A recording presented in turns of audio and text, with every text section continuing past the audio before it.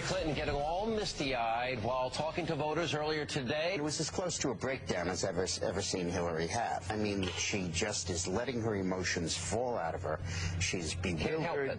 Can't help it. Bewildered, frustrated. We can't have people who break down and start crying at the most, difficult moments. Of course we can't have that! And that candidate puddle that was Hillary Clinton just isn't fit to serve with our stronger, more stable male politicians. You know how the ladies are with the... When I think of what Kyle has meant to me over the past 15 years. And it's my desire, God Almighty. It's my...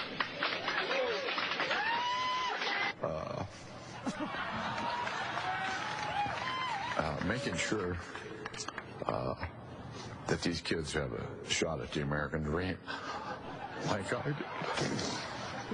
It's important. Stop it! Stop it! That man is not crying. He's a male. He's not crying. He is wearing his favorite onion shirt. That's an onion shirt. It's different. And besides, it's not just women crying. It's the mood swings. The other stuff. Hillary Clinton seemed to have a lot of anger. Why is she so darn angry? Yeah, what's wrong with her? Calm the down, lady. Because that's the thing. If you want to be in politics, you got to learn how to control your temper. You conduct yourself like that in a courtroom, your rear end's going to get thrown in jail, idiot. Did I say on topic? Are you stupid? Damn, man, I'm governor. Could you just shut up for a second? Thank you. Exactly. That's how you handle government business. So, all right, just to be clear, because, when I retire, I want to know that, we did some good together in this world. So let's check off of our list. War on women, over. Not that they ever had one, no. The Republicans never had a war on women. Feminazi was a term of endearment that Martin Luther King invented. I'm not wrong about that, am I? So there is the war on women, not that they ever had one, is over. It's done. There is no wage gap. There's no, we need to be submissive. There's no corporate takeover of the placenta. There's no probes of the vagina. There's no, there's nothing, happen. It's done. It's over. Not that they ever did it. They never waged. It's done. Voting rights, well, they needed to be changed because apparently in America, less than half of the people participating in elections is too many people participating in elections. So they had to kind of scale back the days and the bathroom breaks and the toileting that goes along with the standing in the long lines. Listen, here's conservative thinking for it. We would not have had long lines to vote if we didn't have too many people lining up to vote. And too many is no good. You have to have exactly the right. They're like the Supreme Court is the Goldilocks of voting rights and women's issues and of course now racial issues. They are voting rights was a racial issue. They know that too many people are voting, and that's why you're on the long lines. And that if too many people weren't voting, there wouldn't be long lines. You see how that works? I mean, who are you going to believe, me or your own lying eyes? When you look and you see those long lines of people, doesn't that tell you that people are voting? Doesn't it tell you that a lot of people are voting? And doesn't that suggest to you, because you had to wait, that too many people are voting? Yes, it does. Of course it does. That's what it shows you.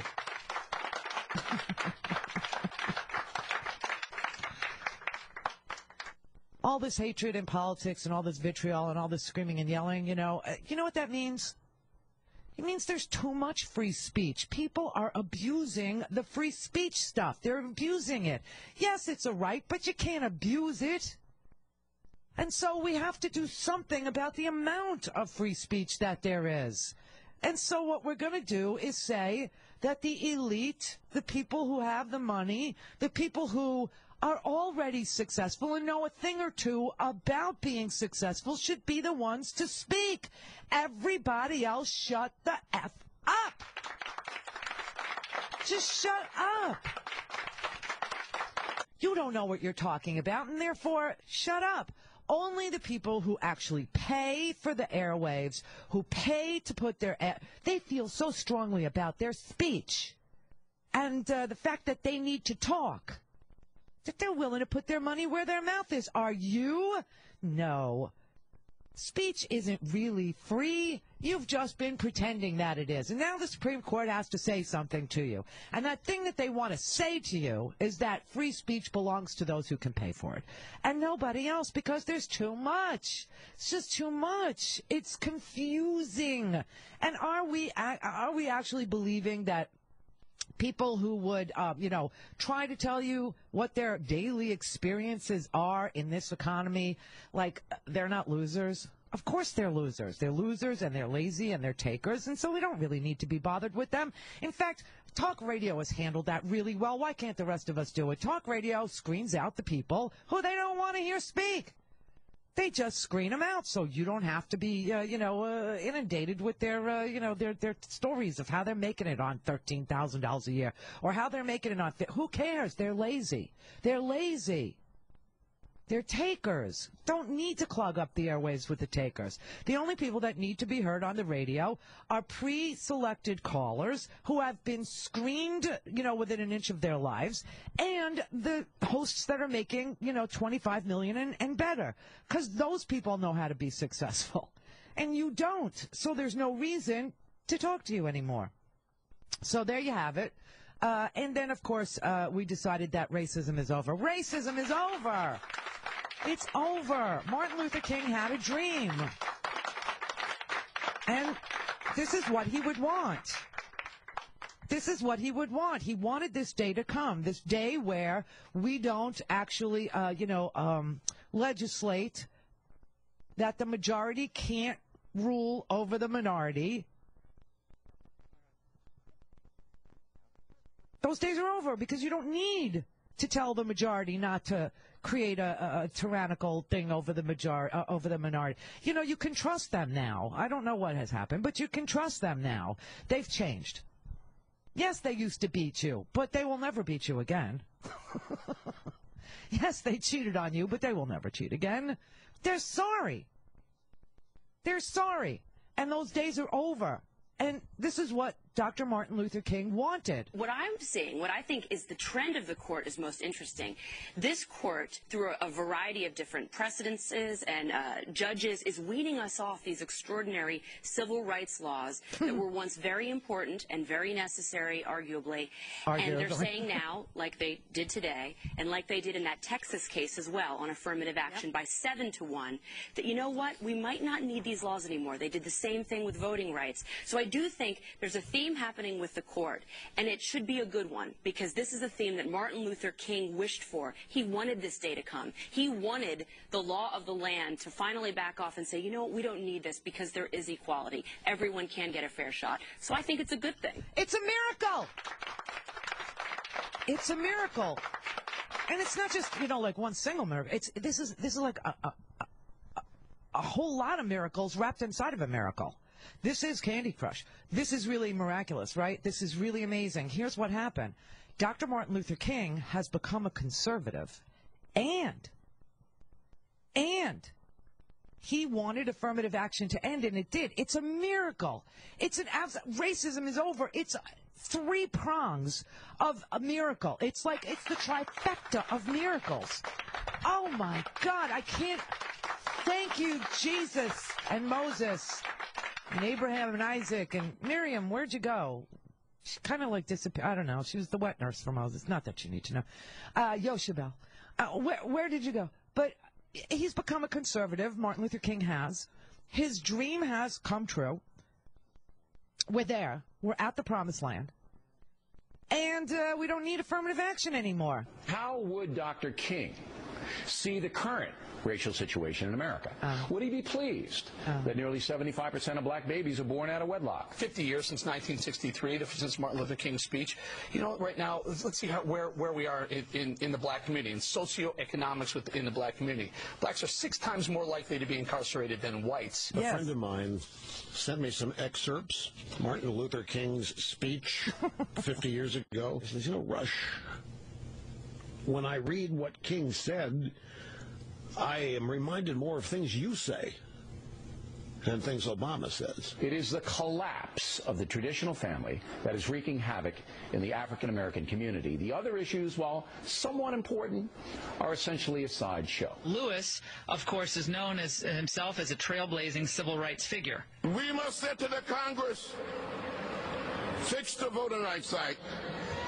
We must say to the Congress, pass comprehensive immigration reform. It doesn't make sense that millions of our people... Okay. You know, except for those people. Racism is over. It's over. Hey. This is a meme now. I just want you to know. This is actually the meme. The meme is that Dr. Martin Luther King is indeed a conservative and that his dream has come true. Racism is over. We don't need the Voting Rights Act anymore. We don't need affirmative action anymore. And there is no war on women. There is no wage gap. None of this exists in conservative land. None of it does. Andrew Napolitano, a freaking judge, he actually said that there was a beauty of this Supreme Court decision in that it allows the voters to harm minorities once again. He's celebrating. You realize that in conservative land, freedom means the freedom to deny freedom to others. And they're claiming victory. And you know what? They should. They had a good day yesterday. They've been having a lot of good days at the court. A lot of good days at the court. The court has gotten rid of the Voting Rights Act. The court has gotten rid of affirmative action. The court has gotten rid of free speech. I always thought when they said drown it in a bathtub, you know, the free speechy thing, I always thought it would be in water, but apparently it's in money. I did not know that. So live and learn is what we did. 18 after. The elites that run universities think they know better than the voters do. And often these university systems, even in schools, even in states that are basically have a conservative electorate, decide that they want to tinker with the law on their own. Now the electorate knows that once it puts a clause in the Constitution forbidding the government from making a decision based on race, you know, that thing that a civil war was supposed to have resolved, that even the elites in the public universities will have to comply with it. Right, about Judge Sotomayor in her dissent, though, she says it will harm minorities, and they point to the fact that black and Latino enrollment at the University of Michigan has gone down. That's the beauty of this decision today. It really lets the voters go either way, Eric. It doesn't say the voters must, it says the voters may. But if the voters do prohibit the government in their states from taking race into account for, say, college and law school admissions, the government must, and that state must comply. Okay. So let's see. Since 2006, Michigan has banned affirmative action admissions.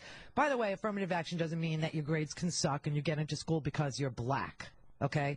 What it means is, just like a legacy, if your dad went to a school like Yale or Harvard or Penn or one of the, really good schools, then that school will add to your SAT scores 160 points.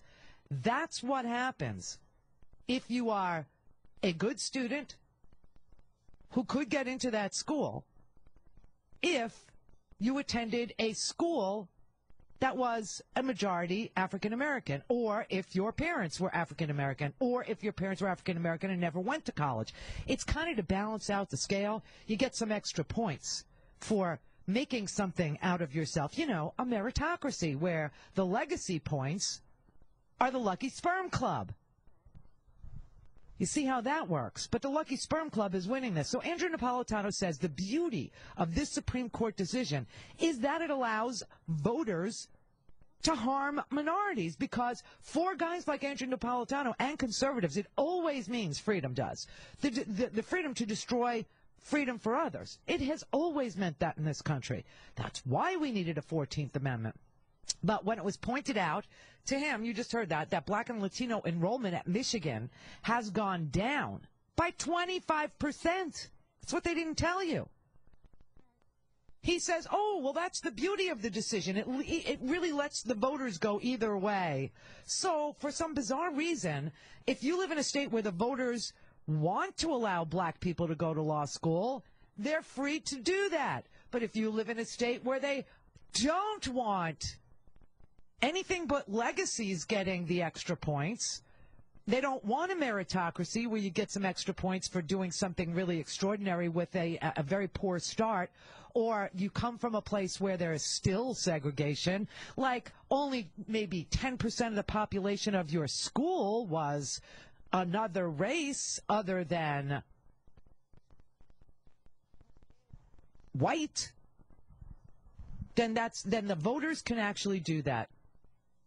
So we don't have to worry about justices like Latino Justice Sonia Sotomayor on the Supreme Court anymore writing angry decisions. Because in her dissent, she actually clearly says, I am a living, breathing result of affirmative action. Forbidding the government from making a decision based on race, he says that's what the Civil War was supposed to have resolved.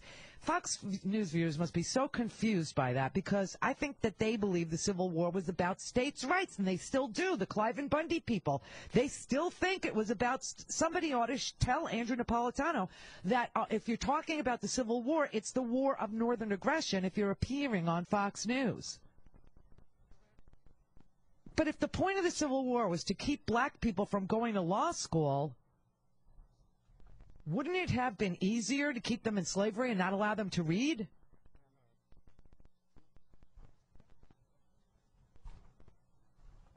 You know what? These people are insane, but the most disgusting thing I heard came from Scalia himself during the arguments. This is Antonin Scalia making a claim that, frankly, a first-year law student knows is bullcrap. But he said this in open court. We've held that the 14th Amendment protects all races. I mean, that was the argument in the early years, that it protected only the blacks. But I thought we rejected that. What? The 14th Amendment was for all people? The 14th Amendment was not for all people. The 14th Amendment was to undo the Dred Scott decision that the Supreme Court wrote. Chief Justice Taney wrote that a black man is only 3/5 of a man. And the 14th Amendment was created to nullify the holding of the U.S. Supreme Court in Dred Scott. It is specifically for African Americans. It is specifically for the blacks, as he likes to call them. Who is he, Donald Trump now? My organization actually put forward an amicus brief asking the court to not only take up this case, but to issue a ruling similar to the one that it did, precisely because we are trying to embark upon what Martin Luther King said 50 years ago, that we shouldn't let the race or skin color or even the chromosomal genotype, the gender of the individual, be the decisive factor in whether they get to go to school. Segregation as a policy actually sought to use gender and race as the talisman for whether people got to go to school. It was wrong then. It is wrong today. Unbelievable. It is unbelievable. Martin Luther King is a conservative, and his dream has actually come to fruition. This is amazing to me. You know, Sonia Sotomayor wrote a dissent that was longer than the opinion. Okay? It was longer than the opinion. And she wrote in there, our Constitution places limits on what a majority of the people may do. They may not win by stacking the political process against minority groups. That is the point of what the Supreme Court really shouldn't wear robes anymore. They ought to go to work with hard hats and sledgehammers because they are tearing apart the Constitution, just literally ripping it apart. And, you know, the reason why Scalia sounds so sarcastic when he asks these ridiculous questions is because he knows the answer to this question. We've held that the 14th Amendment protects all races. No! I mean, that was the argument in the early years, that it protected only the blacks. But I thought we rejected that. You know, that is really some disgrace of a Supreme Court justice, truly. He's right up there with Taney. He is. He's the guy that decided Dred Scott. The 14th Amendment exists because of the Dred Scott decision that said that a black man was only 3/5 of a man. Okay? Let's be clear. There are a lot of people with differing motives, and I don't know exactly what Scalia's motive is, because but they will tell you that the 14th Amendment applies to everyone. It doesn't. The 14th Amendment does not belong to everyone. The 14th does not apply to everyone. The 14th Amendment was written long after the Constitution. It's an amendment. It's the 14th Amendment to the Constitution. It was to nullify decisions that had been made up until that point. That said that black men were not covered under the Constitution as being free men. That's why we have a 14th Amendment. We wouldn't need a 14th Amendment if it if everybody was protected under the original Constitution, but it isn't. They're not. At the beginning of the Constitution, there is a phrase, citizens of the United States. That is in the opening of the Constitution. That phrase does not have the same meaning as the term citizens of the United States in the 14th Amendment. The phrase citizens of the United States used in the opening of the U.S. Constitution is shorthand for all the citizens of the 13 independent nations called states that are party to this Constitution. And that is how they decided Dred Scott. Chief Justice Taney said that citizens of the United States, as used in the opening of the U.S. Constitution, have a meaning that is forever fixed. It is forever fixed because the phrase means only what the men who wrote them and voted on them meant them to mean. Neither you nor I nor the Chief Justice of the U.S. Supreme Court can interpret it any other way, and that the word means forever only the white citizens of the 13 independent states and all states admitted to the Union thereafter. That's not a racist statement. That is a historical legal reality. That's why we needed a 14th Amendment. Judge Taney in Dred Scott made it crystal clear that the phrase people of the United States in its pre-Civil War meaning was citizens of the United States is a meaning that is forever fixed, meaning only what the men who wrote them and voted on them meant them to mean. And all the subsequent cases after that said that citizens of the United States meant only white men. Only white men. So we had to have a constitutional amendment. After the Emancipation Proclamation, after the 13th Amendment comes the 14th Amendment. And the reason why the 14th Amendment was in there, it had to be ratified, was because it wasn't covering African Americans. And they were truly African Americans. They were just Africans until the 14th Amendment.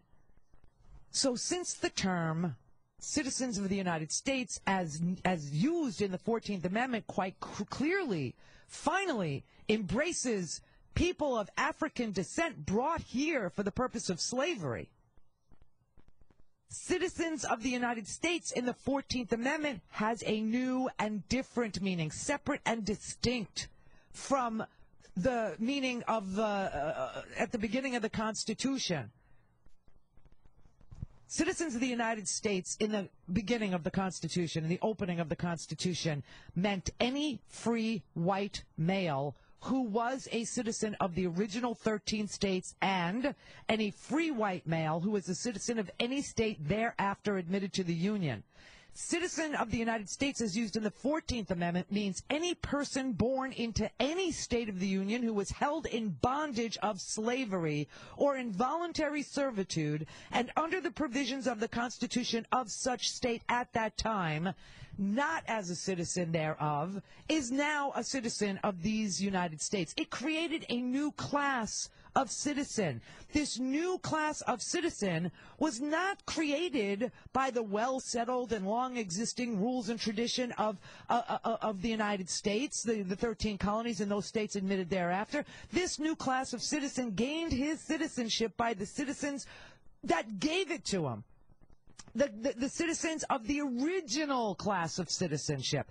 So when you see that in, let's say, the Declaration of Independence, when you see that, inalienable rights, meaning God-given rights, that didn't apply to Africans.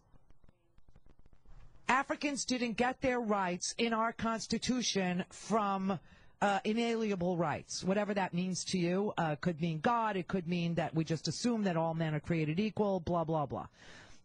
But Africans did not get their civil rights that way. They did not get their freedom that way. They did not get their citizenship that way. They got their citizenship from the original class of citizenship. The original class of citizens agreed to establish a new class of citizens. They gifted a new class of citizens citizenship. Think about it as amnesty. They didn't have inalienable rights. To this day, under our Constitution, African Americans don't have inalienable rights. If you really want to understand it, then you have to understand it. The rights of African Americans in our country to this day came from other citizens who had inalienable rights and decided to gift Africans their citizenship. That is what the 14th Amendment is. It created a new class of persons who, at that time, did not have citizenship. And so when he sits there and says, well, what's really interesting in what he says is that we used to interpret it that way. We used to. In constitutional law, there is a holding that says that the people who wrote the original, amendment, or the people who wrote the original law, or the people who framed that they were closest to it and that they understood what they meant better. And so if the Supreme Court is sitting here and Scalia is sitting here and telling you, well, we used to say, and now we don't, you can't change it, especially if you're him. He's a strict constructionist. He believes that the opening of the Constitution did not apply to all citizens. He understands in his originalist or whatever he calls it. What do they call it? The intent, the original intent people.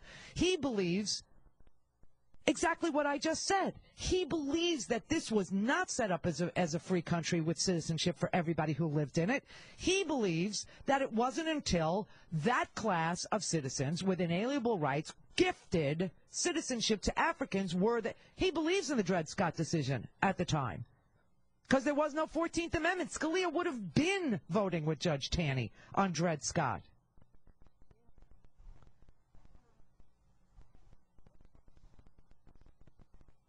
Here's the statute. 42 U.S.C. That's our U.S. code. This is federal law. 42, look it up, law students. Write a paper about this. 42 U.S.C. 1981, Section A. All persons within the jurisdiction of the United States shall have the same right in every state and territory to make and enforce contracts, to sue, be parties, give evidence, and to the full and equal benefit of all laws and proceedings for the security of persons and property, as is enjoyed by white citizens. clearly persons are being distinguished from white citizens, and that is because the term person in Section 1981 is the same person as in the 14th Amendment, who is the same person as in the Civil Rights Act of 1866, the Enforcement Act, the Freedman Bureaus Act, all of which exclusively deal with a class of person. What is wrong with him? We've held that the 14th Amendment protects all races. I mean, that was the argument in the early years, that it protected only the blacks. But I thought we rejected that. It wasn't only the blacks, it was Africans. Africans who were brought here in bondage, Africans who were brought here for involuntary servitude, Africans who were enslaved. That's what the 14th Amendment is for. That's who it addresses. That's the class of person that gets citizenship under the Constitution. This is ridiculous what they're saying. I got to tell you, and listen, yesterday they didn't decide on the constitutionality of affirmative action itself. They didn't strike it down as being unconstitutional. That's a good thing. What they did say was who has a say over the state laws that apply to people who enjoy affirmative action. And the who are white people. White people get to decide now. And, you know, this little comment, the elites that run university systems think they know better than voters do. Oh, God forbid people who are educated in the university system. God forbid we have, you know, provosts and college boys deciding who should get into college. That would be bad. No, I'd rather have some toothless guy in West Virginia who's, shooting, snorting, smoking oxycodone deciding based on his feelings about the South and the good old days. Oh, yeah, that would be much better than having admissions boards set their own rules or having the federal government say that the majority cannot, infringe on the rights of the minority. I mean, this perfectly describes their election strategy. The majority ought to infringe on the rights of the minority so that the minority can't even show up and vote. And the minority will always be the minority in every district we draw because the minority will be every Democratic voter. And that means kids, and that means Africans, and that means, Democrats. It's their whole election strategy. It's always been their election strategy. But we've had laws because we knew that this was their strategy. And now they're all being undone. Undone. Piece by piece. It's just, and they're doing it in the name of Dr. Martin Luther King, which really, you got to puke. You know what I mean? Thank God there's the wastebasket here, really. These are some nauseating people, nauseating, and it sounds like a good game. It really sounds good. Like Dr. Martin Luther King would be against affirmative action. Here's what I would say. Dr. Martin Luther King would wish for a world where we didn't need affirmative action, but this is not that world. We are not there. And he realized that that was not the world that he lived in, and that's not the world that we live in, unlike John Roberts, evidently. Unlike Scalia, evidently. Oh, living here in Florida, everybody wears shorts and skirts and all kinds of little skimpy things. And whenever I see people with perfect hair-free skin, guys, girls, doesn't matter, I always want to know how they do it. So I asked around, and everybody said the insider secret for getting smooth skin without all the hassle is the No Pro. So I tried it. I'm telling you that switching to No Pro will give you weeks, not days, of long-lasting results. You know, people use this, they toss their razors, and they stop going to the salon because it's literally the best way to remove unwanted hair, and it doesn't hurt. So if it's your legs, your arms, your bikini line, your face, chest, back for guys, you will just love this. It's so easy to use. You get professional results, and you do it from home. You ditch the razors, you ditch the lasers, you ditch the salon treatments, you switch to No Pro. The No Pro does come with a 100% 60-day money-back guarantee, and when you purchase, they will give you a $50 gift card to a dermatologist-recommended award-winning skincare line and a free travel case so you can take it wherever you go. TalkNono.com is where you go to get these free gifts. TalkNono.com, TALK Nono.com. Rick in L.A. Yeah, hey, Randy, how are you? I'm good. I'm amazed at, for being an originalist and, original. That's it, an originalist. Yeah, yeah. Scalia is sure a lousy student of history. I mean, there was this little thing that we had from like 1861 to 1865. It's called the Civil War. Yeah. What was that all about? Well, if you ask him, it was about states' rights, I guess. States' rights, which is pretty much what they ruled today. They ruled, or yesterday, they ruled that not just the state, but the voters of a state can actually decide what college admission policies should be. Right. I mean, you have people attending college in this country, white people, 35% of them will ever attend college, 18% of African Americans. But, okay, listen, the whole idea of equality under the law, is a provable thing. You can look and see whether or not we've gotten there with statistics. It means that proportionality matters, meaning if 11% of let's do it this way. If 35% of white people are going to college and only 18% of all black people are going to college, you're not there yet. Yeah, precisely. I mean, how simple is that? Now you look at 2006 until now. That's how long it took to decide this freaking thing. And in 2006, when they first started, when they dropped affirmative action admissions points for people who, weren't legacies, they saw a decrease in admissions at the University of Michigan by 25%. Right. I mean, it's bound to happen. I mean, I went to UCLA in like the late 80s, and the law school at that time was trying to abolish affirmative, action. They've been at this for a long time. Yeah, they have been. And I tried to protest it, and some people got arrested and all. And now I believe that only, I think like 3% of all, of UCLA students are black or something crazy like that, which is way disproportionate to their population. So, I mean, can you imagine asking the people of Texas whether or not they want to have affirmative action, meaning positive points for overcoming major obstacles in your life, which they will never understand the expression itself, okay? But can you imagine asking the voters of Texas if they want affirmative action for black and Hispanic people? I mean, the answer is going to be clearly no. Yeah. I mean, we might as well put the Civil Rights Act of 1964 up for a vote if we're going back to the whole era of tyranny of the majority. I mean, the 14th Amendment was designed to overturn Dred Scott, right, and to prevent the majority from discriminating against the minorities. It was actually the 14th Amendment was meant to give citizenship, right, to Africans, right, and their rights don't come from the same place in our Constitution, which is really pretty sad, but it's historically accurate. Their rights only come from the white citizens who amended the Constitution to give them citizenship. So it comes from a different place than inalienable rights. Absolutely. And it's pretty sad, but it's the truth. And how this originalist doesn't know that is really kind of fascinating. Maybe he's too old. I don't know. Hillary's too old. Maybe Scalia's too old.